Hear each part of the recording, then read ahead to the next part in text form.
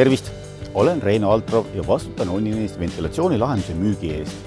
Tänane plaan on rääkida veidi väiksematest süsteemidest, ehk siis eramaja, korteri või väikese kontori ventilatsioonist.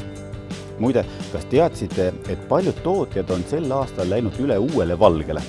Kui varem oli veidi tumedam RAL 9010, siis uus on tõeliselt säravvalge RAL 9003. See on ka suurim vahe tavakasutaja jaoks, sest kogu ülejäänud lahendus on ju peidetud seintesse ja lagedesse.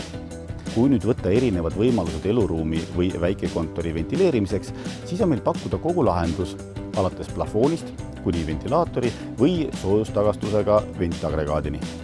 Kusjuures ventagregaadi ehk kogu süsteemi nii-öelda südame valik on kindlasti üks olulisemaid otsuseid ventilatsiooni ehitamisel.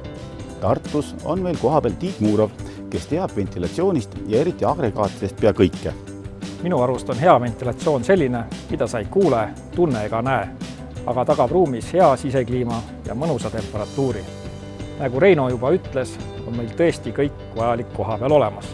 Olenemata sellest, kas tegu on renoveeritava objektiga või uusehitisega. Renoveerimisobjektide puhul kasutatakse tihti maa-alust kui ka hoonesisest plastventilatsiooni. Uusehitiste puhul pigem klassikalist singitud terastorustikku. Lisaks torustikule on meil olemas ka lai valik mürasummuteid, isolatsiooni ja ventilatsiooni agregaate. Kui nüüd rääkida agregaadist, siis mitte kõik agregaadid ei pruugi sobida meie kliimasse kasutamiseks.